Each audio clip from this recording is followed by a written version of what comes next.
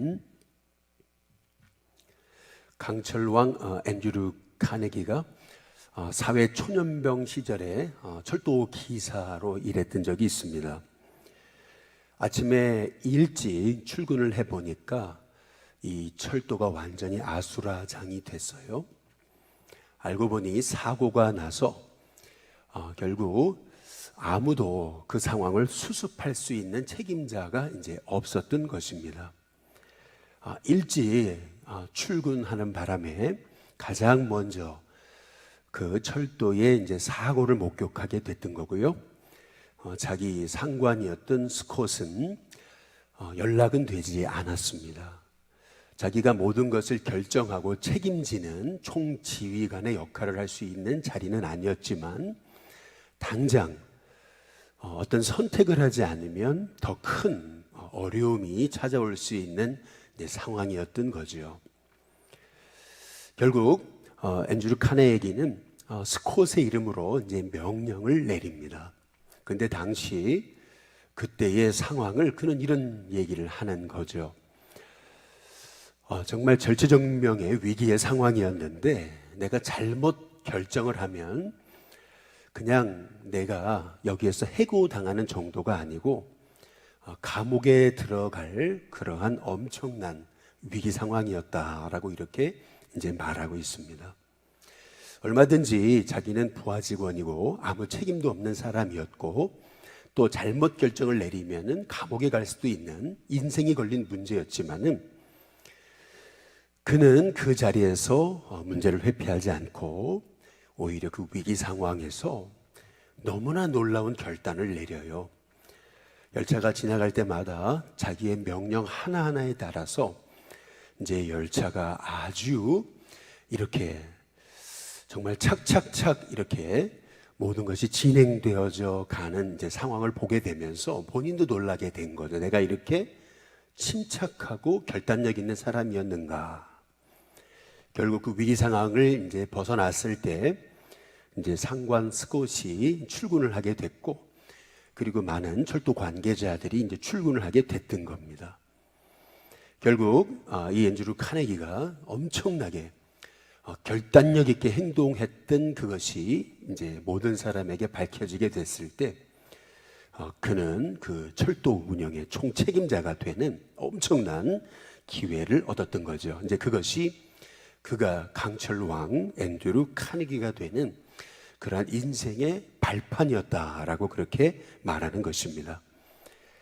항상 인생에는 위기가 있습니다. 어려움이 있고 또 생각지 못한 위기 상황을 이제 만나게 됩니다. 그것이 어떤 사람에게는 건강의 문제일 수 있는 거고, 그것이 어떤 사람에게는 물질의 문제일 수 있는 거고요. 관계의 문제가 될 수도 있는 거고, 그것이 어찌 본다면 지금 이 코로나의 상황이나 아니면은 뭐 IMF 같은 그런 상황처럼 우리가 어찌 할 수 없는 그러한 절체절명의 이제 위기 상황일 수 있습니다. 그러나 중요한 것은 오늘 말씀에서 보듯이 한 사람의 영향력인 거예요. 하나님이 왜 요셉에게 13년이라는 애굽의 노예 생활과 감옥 생활을 허락하셨을까? 이제 그것도 그냥 저 시골에 그냥 농사 짓는 그런 가정의 그 노예도 아니고, 당시 애굽의 최고 실권자였던 그 보디발이라고 하는 엄청난 권세자 밑에서 애굽의 경제를 배우고 정치를 배우고 사람 다루는 법을 배우고 문화를 배우고 그리고 화폐의 가치를 배우고 이 모든 것들을 배우게 하신 그 하나님의 이유가 뭘까라고 하는 겁니다. 감옥에 들어가서도 왜 떡 굽는 관원장, 술 맡은 관원장을 만나게 하신 걸까라고 하는 이제 것이죠. 또 거기서 간수장에게 은혜를 입어가지고 그 다루기 힘든 죄수들을 다루는 그런 엄청난 책임자의 역할까지 이제 감당하게 됐던 이유가 뭘까라고 하는 것입니다. 이 모든 것이 이제 요셉에게는 원치 않게 그가 맡겨진 일들이었지만은, 그러나 요셉은 그러한 상황 속에서 하나하나를 너무나 용의주도하게 민첩하게 지혜를 가지고 그때마다 그 상황 속에서 사람들에게 인정받고 또 하나님께 은총을 입습니다. 한 사람의 영향력, 한 사람이 고난 가운데서도 하나님 바라보고 기도하면서 철저히 하나님의 약속 붙들고 매일같이 하나님과 동행하는 인생을 살아갈 때 그 한 사람을 통해서 한 가정이 살고 가문이 살고 민족이 살고 애굽이라고 하는 세계 강대국이 살아나는 그런 놀라운 역사가 바로 이 요셉의 스토리인 거죠.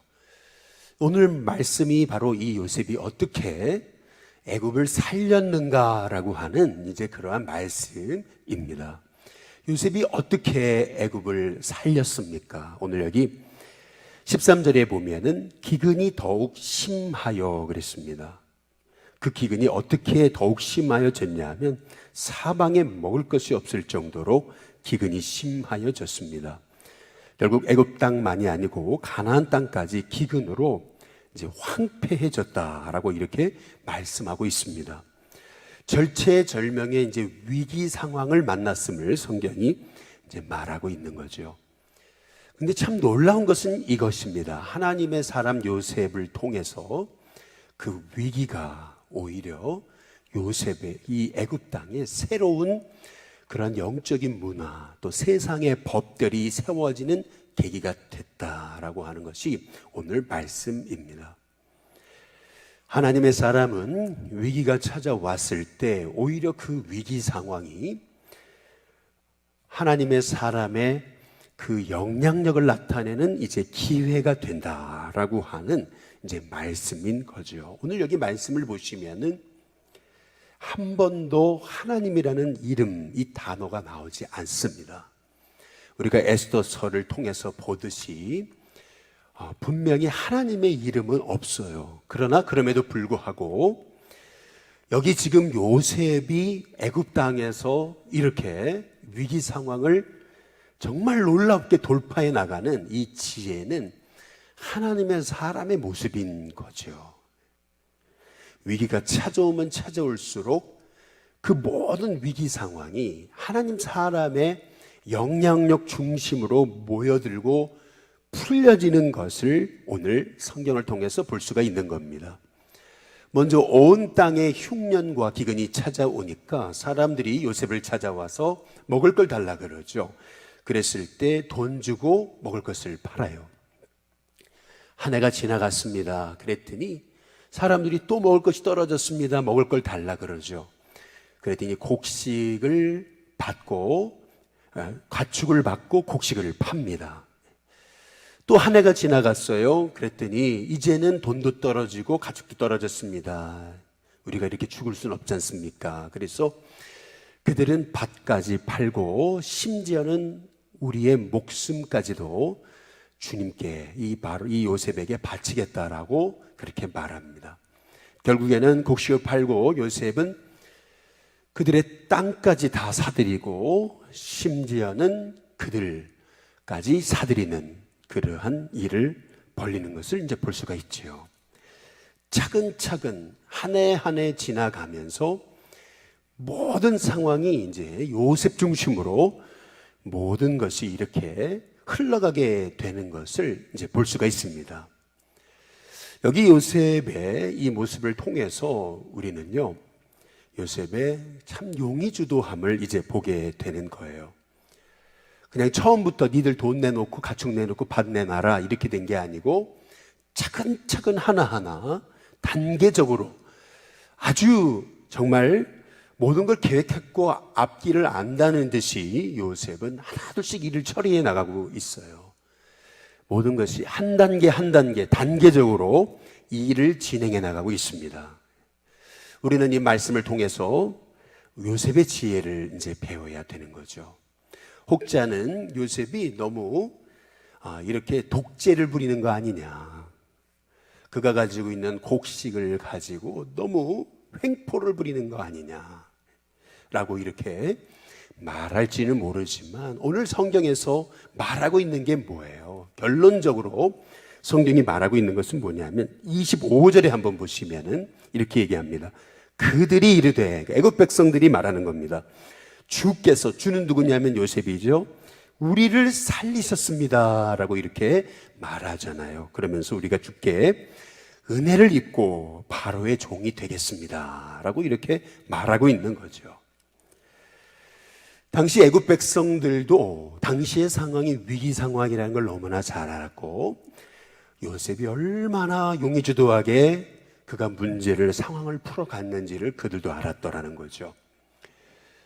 요셉이 얼마나 지혜롭게 그 위기 상황을 돌파해 갔는지를 이 애굽 백성들이 다 깨닫고 알았다는 거예요. 그래서 애굽 백성들이 요셉에게 와서 했던 말, 주께서 우리를 살리신 겁니다. 이제 그렇게 이제 고백하고 있잖아요. 모든 애굽 백성들이 요셉의 이 지혜로운 이 모습을 요셉의 횡포라고 본 게 아니고 요셉이 우리를 살렸다라고 이렇게 이제 고백한 것으로 우리가 볼 때, 요셉이 참 그 위기 상황을 너무나 지혜롭게 돌파해 나갔다는 것을 오늘 성경이 우리에게 말씀하고 계시는 것입니다. 여기 성경에는 나오지 않죠. 요셉이 이러한 위기 상황마다 어떻게 이 문제를 풀어갔는지. 그러나 분명 우리 성경에 나오지 않지만 그 뒤에 우리가 읽어야 될 보이지 않는 하나님의 그 대목은, 요셉이 순간순간마다 하나님께 엎드려서 기도했겠죠. 하나님, 이 상황을 어떻게 하면 지혜롭게 풀어갈 수 있겠습니까? 매일같이 엎드려서 기도하면서 그 위기 상황을 단계적으로 지혜롭게 풀어갔던 이 요셉의 모습을 보면서, 하나님 우리에게도 이런 요셉의 지혜를 달라고 기도하는 저와 여러분이 돼야 될 줄로 믿습니다. 근데 특별히 요셉의 이 영향력이라고 하는 것은 어디에서 비롯된 것이냐면, 오늘 14절에 한번 보시면 요셉이 곡식을 팔아 애굽 땅과 가나안 땅에 있는 돈을 모두 거두어 드리고 그 돈을 어디로 가져갑니까? 바로의 궁으로 가져갔다. 성경이 모든 이 애굽 땅, 가나안 땅에 있는 돈을 거두어서 바로의 궁으로 가져갔다라고 하는 것을 이제 강조하고 있습니다. 뿐만 아니라 20절에도 보면, 그러므로 요셉이 애굽의 모든 토지까지 다 사서 바로에게 바쳤다라고 말하죠. 애굽의 모든 사람들이 기근에 시달려 각기 토지를 팔았기 때문이다. 그러면서 땅이 바로의 소유가 됐다라고 이렇게 말하고 있습니다.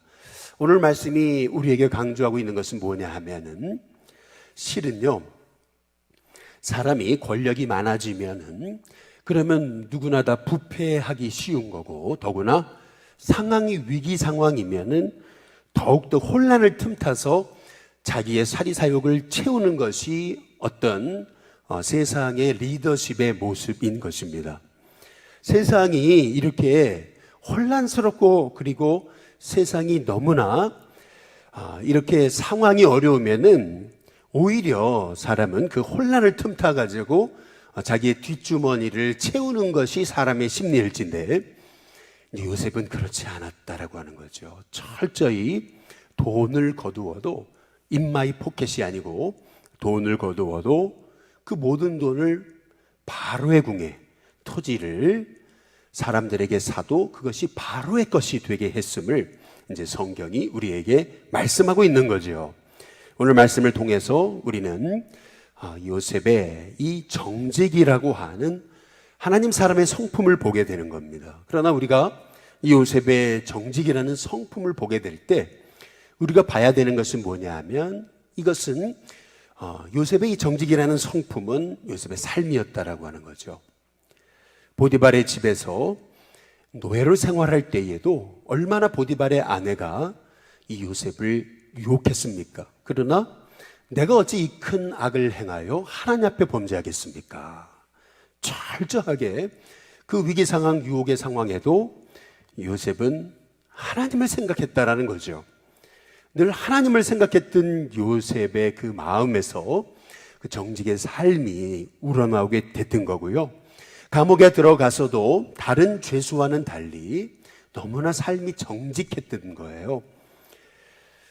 요셉이 뭐 감옥에서 뭐 사리사욕을 채울 수 있는 것이 뭐가 있었겠습니까? 뭐 봉급이 있었겠습니까? 뭐가 있었겠습니까? 그렇다면 요셉이 정직했다라고 하는, 감옥 안에서도 정직했다라는 증거는 뭐겠어요? 우리식으로 말하면 이런 거겠죠. 아침에 기상시간, 그리고 또 취침시간, 모든 이런 것들을 철저하게 지켜나갔던 그 정직함, 또 맡겨진 일을 누가 보든 안 보든 정말 최선을 다해서 일을 감당하는 그 삶의 정직함, 맡겨진 일에 대한 그 정직함 말이죠. 단지 그냥 상관이 시키는 일만 하거나 아니면 볼 때만 하는 그러한 인생이 아니라 감옥 안에서도 어떤 일을 시키면은 얼마나 그렇게 최선을 다해서 내게 맡겨진 일을 주님께 하듯이 그렇게 진실하게 최선을 다해 섬겼는가라고 하는 그런 일에 대한 정직함. 이 보디발의 집에서 요셉이 보여주었던 정직함이라고 한다면 사람에 대한 정직함이고, 그리고 감옥에서 보여준 요셉의 정직함이라고 한다면은 맡겨진 일에 대한 정직함이고, 그리고 요셉이 총리로서 보여준 정직함이라고 한다면은 그의 맡겨진 그 권세에 대한 정직함, 물질에 대한 정직함이었다라고 하는 거죠.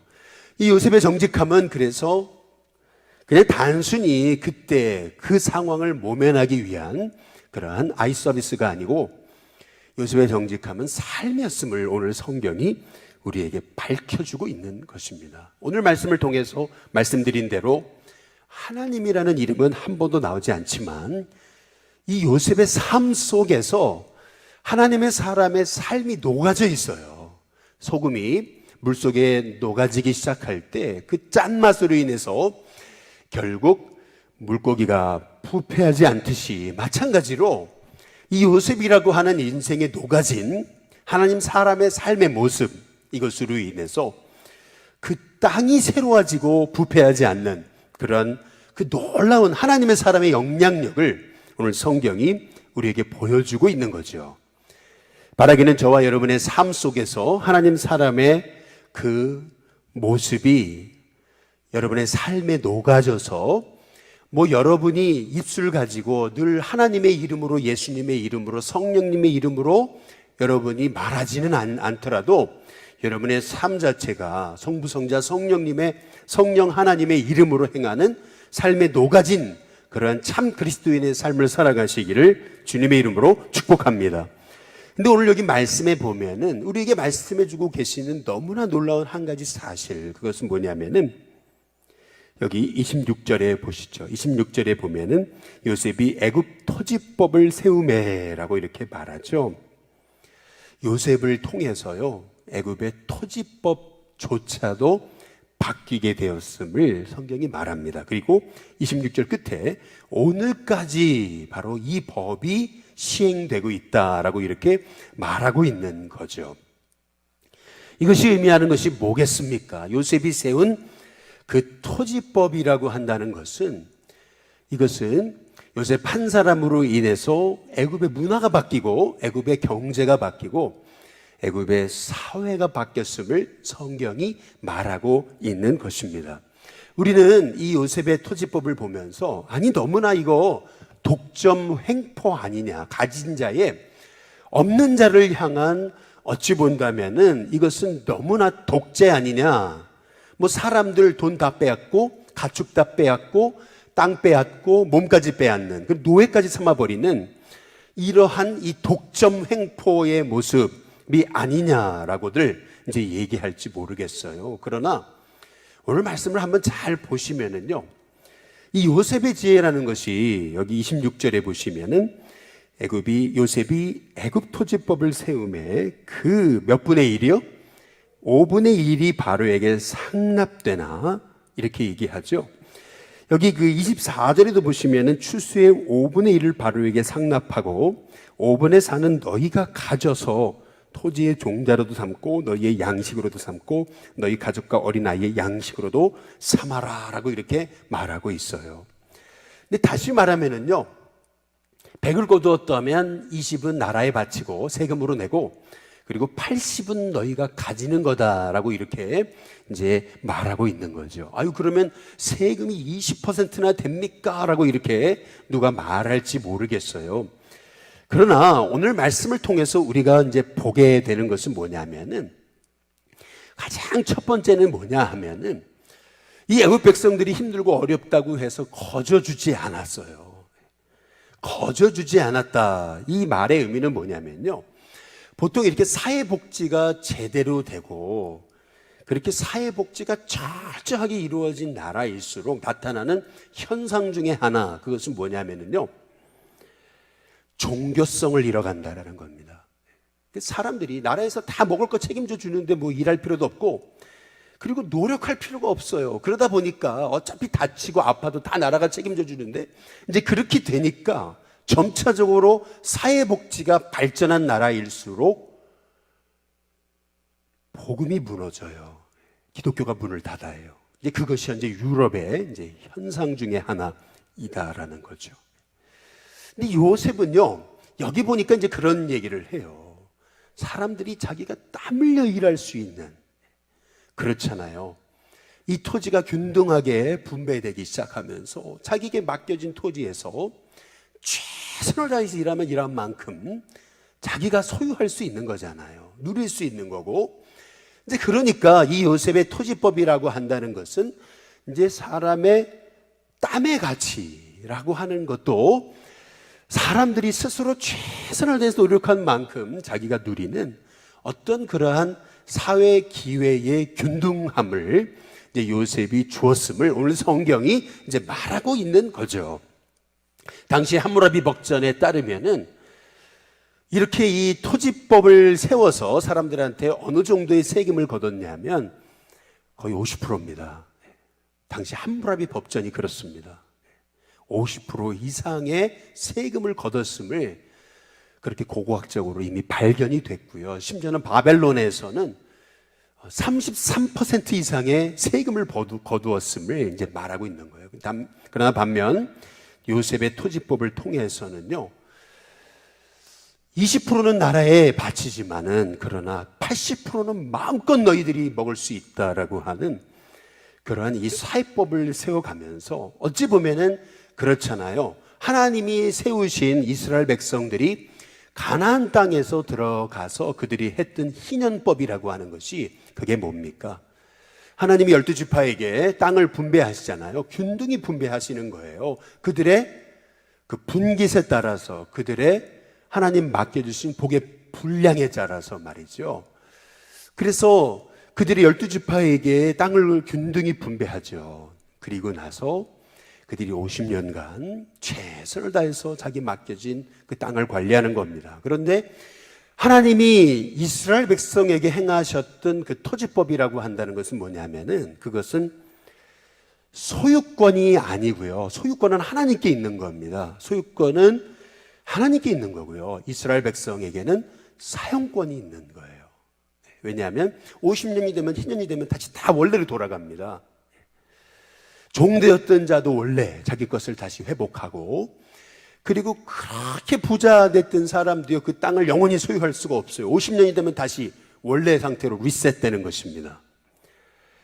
하나님이 세우셨던 희년법이라고 하는 것은요, 한 사람이 어려움을 당해서 노예가 돼도 그렇게 될지라도 50년이 지나면 다시 자유인이 되고 다시 자기 땅으로 돌아가는 그런 하나님의 법칙, 이것이 희년법이라고 하는 거죠. 어찌 보면은 그런 법에 따라 볼 때 이 요셉의 법칙이 바로 그 희년법, 하나님이 세우신 그 희년법의 그 모형이었음을 오늘 성경이 이제 밝히고 있는 것이죠. 오늘 말씀을 통해서 우리는 너무나 중요한 한 가지 우리 사실을 이제 기억할 필요가 있습니다. 그것은 뭐냐면은, 애굽 땅에 흉년이 오고 가나안 땅에 흉년이 오고 온 땅에 기근이 오잖아요. 그러나 하나님의 사람 한 사람이 세워지니까 어떤 현상이 나타났냐면요, 오늘 27절에 한번 같이 읽진 않았지만 27절 같이 한번 읽어보겠습니다. 같이 읽습니다. 시작. 이스라엘 족속이 애굽 고센 땅에 거주하며 거기서 생업을 얻어, 그 다음 어떻게 돼요?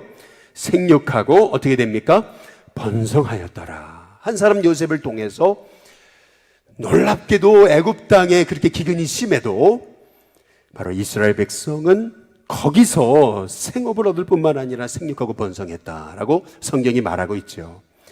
한 사람의 영향력입니다. 하나님의 사람 한 사람이 세워질 때 위기는 극복되고, 그리고 하나님의 법은 성취되어지고, 그리고 결국 하나님의 그 놀라운 복음의 역사는 세상 속에 드러나게 된다는 것입니다. 바라기는 저와 여러분의 인생이 요셉 같은 인생이 되기를 주님의 이름으로 간절히 축복합니다. 뿐만 아니라 하나님, 제가 요셉의 지혜를 얻게 하시고 또 요셉의 꿈을 꾸게 하시고 요셉처럼 준비하며 기도하게 하시고 하나님의 계획을 보게 하시고 분별력이 있게 하시고, 그리고 요셉처럼 하나님의 사람다운 그러한 영적인 지혜, 정지, 그리고 하나님의 사람의 순발력, 그리고 하나님의 사람의 지혜로 충만한 그런 하나님의 종이 되게 해달라고 기도할 수 있는 저와 여러분이 다 되시기를 주님의 이름으로 축복합니다. 우리 찬송가 430장 우리 함께 찬양 부르겠습니다.